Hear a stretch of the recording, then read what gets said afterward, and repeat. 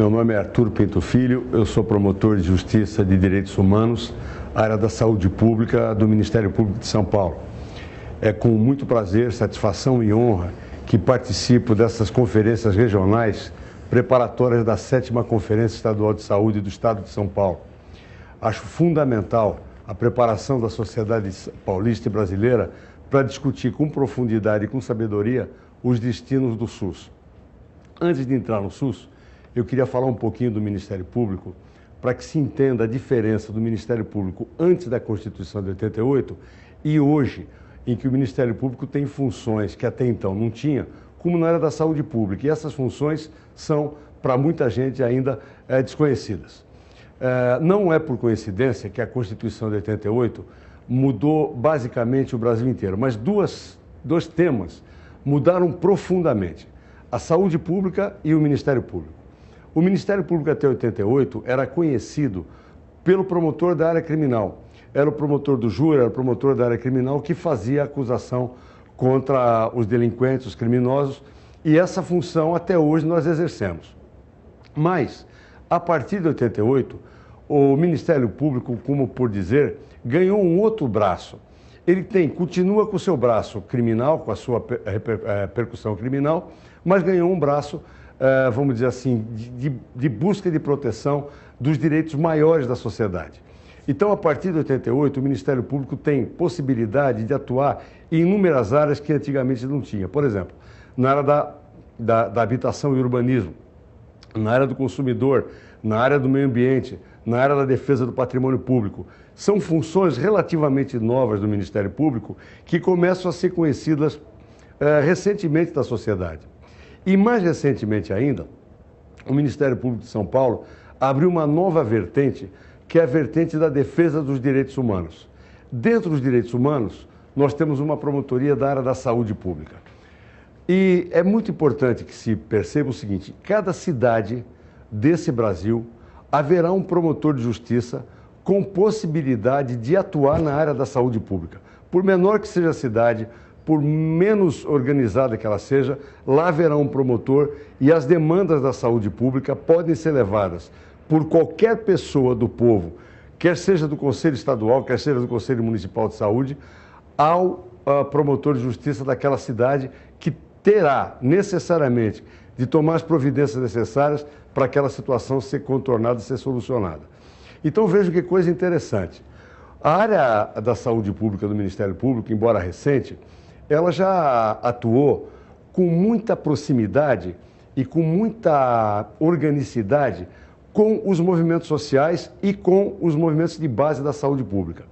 A saúde pública, não sei se todos sabem, ela tem uma história belíssima, porque o SUS, que foi colocado na Constituição de 88, não caiu do céu. Ele foi fruto de lutas, que eram lutas históricas do movimento da saúde pública de São Paulo, e esse movimento foi vitorioso ao colocar na Constituição Federal direitos que até então a sociedade brasileira não tinha. Por exemplo, até 88, até a Constituição de 88, os brasileiros só podiam se utilizar do serviço público de saúde se demonstrassem, no momento que procuravam o hospital, que eles tinham carteira de trabalho registrada com o INPS pago. Se não tivesse isso, não era atendido pelo serviço público e ia cair nas Santas Casas de Misericórdia, que de fato era de misericórdia, e fazia um serviço que não fazia parte da rede pública de saúde. A partir de 88, pelo só fato do sujeito ser brasileiro, independentemente de qualquer tipo de estágio de idade, qualquer tipo de estágio monetário, profissional, ele tem direito de ser atendido pelo Sistema Único de Saúde. Esse é um avanço impressionante. Tanto é um avanço impressionante que vocês percebem que de 88 para cá, todos os índices de saúde pública, que ainda não são os magníficos, mas eles aumentaram profundamente. A taxa de mortalidade caiu, os níveis de idade em que a pessoa hoje falece aumentaram violentamente, a quantidade de medicamentos que o Estado hoje fornece para a população é alguma coisa impressionante, o grau de vacinação que se acha no Brasil hoje é impressionante, e tudo isso é SUS. Tudo isso foi luta de gerações e de décadas de pessoas que, como vocês, discutiram a questão do Brasil, discutiram a questão da saúde pública, do Ministério Público, e fizeram um Brasil diferente de 88 para cá. Então, nós não podemos nos perder do sentido da história. Se nós olharmos o Brasil agora, sem entendermos qual foi o passado dele e sem percebermos para onde ele vai, tudo parece nebuloso, tudo parece complicado, parece que nada vai dar certo, parece que as coisas estão muito complicadas. Mas se a gente olhar o nosso passado e o nosso futuro, percebemos que não será assim. Quer seja na saúde pública, quer seja no Ministério Público, quer seja em qualquer setor de atividade, nós melhoramos profundamente de 88 para cá. E com a participação do povo brasileiro representado nessas conferências por vocês. Então, percebam bem, o SUS ele é formado de uma maneira que ele tem uma pedra de toque. Essa pedra de toque, ou ela funciona, ou o SUS vai apresentar problema. Qual é a pedra de toque? O SUS é um sistema único de saúde que atende brasileiros e estrangeiros. Vejam bem, o Brasil são 5 países no mundo que atendem os estrangeiros que estejam no país. Dentre eles o nosso país. Então, basta estar no Brasil, estrangeiro ou brasileiro tem direito ao SUS. Agora, que SUS nós queremos, para onde nós vamos, quais são os problemas que se colocam agora e o que o Ministério Público pode fazer, quer seja o estadual, quer seja o federal, para avançar na luta pelo SUS. Eu vou dar alguns exemplos da atuação nossa aqui de São Paulo, mas podia dar exemplos do Brasil inteiro, inclusive do Ministério Público Federal, que também faz um serviço e um trabalho muito interessante na área de saúde, para que entendam que tudo é luta e para que a luta seja vitoriosa, é fundamental a participação da sociedade. Alguns anos atrás, de forma equivocada, o governo do estado de São Paulo, imaginando que faria alguma coisa interessante para a sociedade, aprovou uma lei em que daria a possibilidade de se entregar 25% dos leitos SUS, de alguns hospitais SUS, para particulares e planos de saúde. Portanto, haveria, num momento, num átimo de segundo, o SUS perderia 25% dos melhores e mais importantes hospitais públicos de São Paulo que seriam entregues para os planos de saúde. Evidentemente, estava equivocado. Estava equivocado. Houve uma manifestação popular impressionante. Nós recebemos aqui no Ministério Público quase 10 mil pessoas numa passeata que entregaram uma representação contra essa lei. O Conselho Nacional de Saúde, que representa o Brasil na formulação das políticas públicas de saúde, se manifestou contra a lei. O Conselho Estadual de Saúde, que prestou um serviço magnífico para a sociedade nesse embate, se manifestou contra a lei. E o Conselho Municipal de Saúde de São Paulo também. Então, diante da manifestação da sociedade, dos conselhos gestores, das pessoas que trabalham na área de saúde, nós tivemos condições de entrar com uma ação civil pública. Essa ação civil pública obteve a liminar, essa ideia foi obstada pela Justiça, o Estado recorreu, perdeu todos os recursos e, muito recentemente, percebendo que aquilo não era correto, que não era a melhor solução para o povo de São Paulo, tirou essa lei do ordenamento jurídico. Portanto, essa possibilidade em São Paulo não existe mais por 2 razões. Nós conseguimos uma liminar na Justiça e depois o próprio governo do Estado, percebendo o equívoco, retirou a lei do ordenamento. Agora, isto não seria possível se não houvesse uma articulação de todos, conselhos gestores, sociedade, movimento popular, conselhos municipal, estadual e federal, todos com o mesmo objetivo de preservar o SUS, não deixar o SUS perder 25% das vagas. Então, essa foi talvez a questão mais grave que nós tivemos. Mas nós trabalhamos no cotidiano com questões que não são tão grandes, mas também são de grande relevância para a população. Por exemplo, a falta de médicos em hospitais públicos.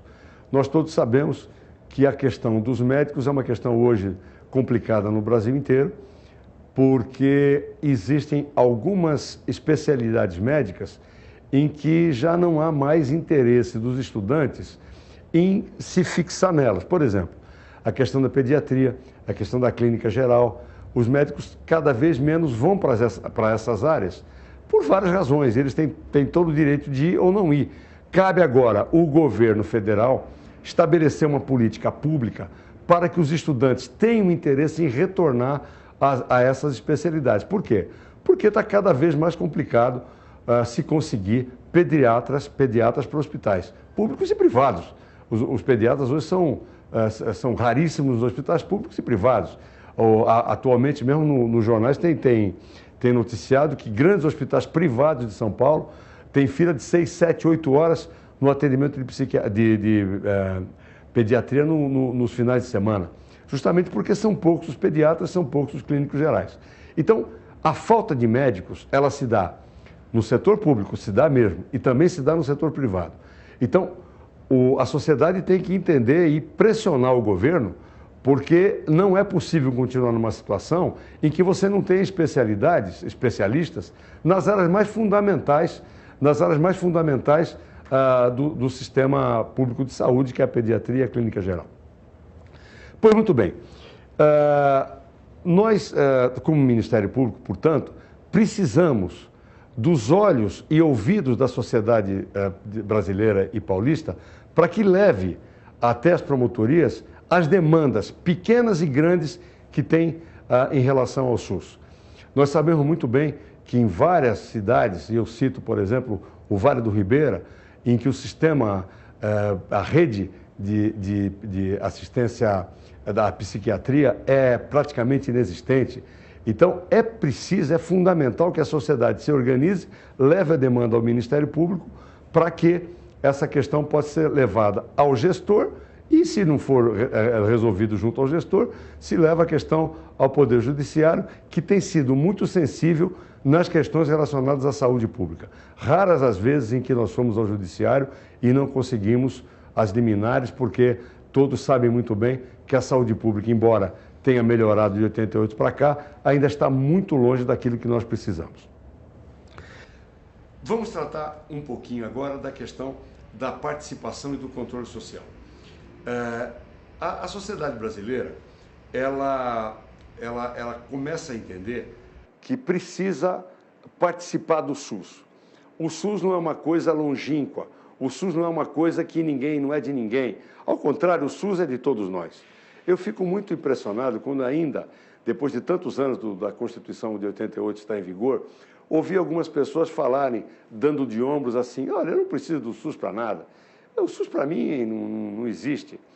É uma ignorância completa, porque o SUS tem, entre outras coisas, toda a questão da vigilância sanitária, que faz um trabalho magnífico no Estado brasileiro e no Estado de São Paulo. Toda a vigilância sanitária é SUS. Se não for por outra razão, toda a questão do SAMU é SUS. Então, uma pessoa que sofre um acidente na rua, na estrada, em algum lugar que se utiliza do SAMU, ela está se utilizando do serviço SUS. Então, o SUS é fundamental para o Brasil inteiro. Pois bem, sendo assim, se o SUS é fundamental para o Brasil, e o SUS, como vamos ver daqui um pouquinho, ele corre nesse momento um certo risco de ficar menor, meio desmilinguido, meio desbeiçado, e só não vai se a sociedade se organizar como sempre se organizou e impedir esse tipo de situação. Nós precisamos entender que só a sociedade organizada vai fazer o avanço do SUS.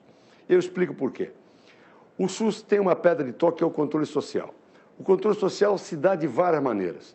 Ele se dá na unidade de saúde através do Conselho Gestor. O Conselho Gestor, na verdade, ele é o olho, ele é o ouvido do Ministério Público e do gestor, que é um gestor previdente.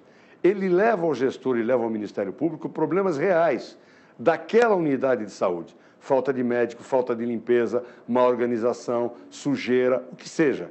Isto é muito importante, porque o SUS se faz no cotidiano das suas unidades básicas, dos seus AMAs, dos seus hospitais. Isto é muito importante. Isto é uma forma de controle. Verificar se os gastos da unidade estão bem feitos, se não há algum tipo de malversação de dinheiro público. Tudo isso é objeto do Conselho Gestor. Mas, se o Conselho Gestor ficar só nisso, ele já presta um bom favor, já presta um bom serviço. Mas, se ficar só nisso, ele deixa uma lacuna. Por quê?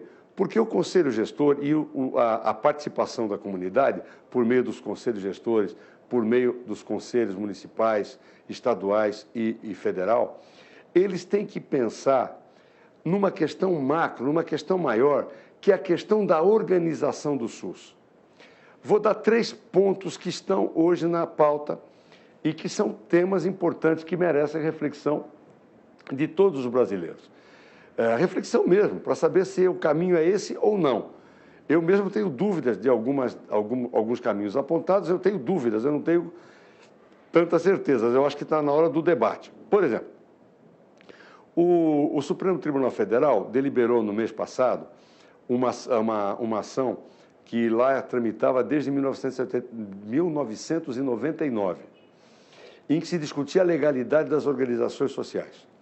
Então veio o Supremo, por maioria, e disse que não, as organizações sociais são constitucionais, portanto, elas podem existir no mundo jurídico brasileiro, elas não agridem a Constituição.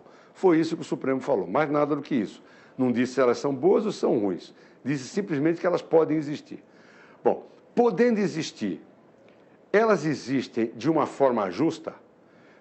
Melhor dizendo, elas estão trabalhando de forma concatenada com o gestor ou elas têm uma política própria? Em outro dizer, quem faz a política pública é a organização social ou é o gestor? Eu percebo em alguns lugares aqui da cidade de São Paulo que quem está fazendo a política pública em algumas áreas da cidade é a organização social. Pouco ou nenhuma entrada tem o gestor. Tanto isso é fato que o secretário de Saúde está alterando os contratos de gestão para que a Prefeitura e a Secretaria de Saúde possa ter mais gestão junto às OS. Segunda questão das organizações sociais. Dizia-se, quando elas foram criadas, que elas eram mais baratas do que a administração direta. Se comprovou essa realidade falsa. As organizações sociais, elas são muito mais caras, elas custam, em média, 40% mais caras do que a administração direta. E por quê? Porque elas pagam muito mais o médico ganha, no mínimo, o dobro do que ganha o médico concursado, e elas compram sem licitação. Portanto, não há a menor possibilidade, nem em sonho, delas serem mais baratas, são mais caras. E uma terceira questão das organizações sociais, elas prestam contas formais. Quer seja a Prefeitura, quer seja o Estado, não conseguem criar um setor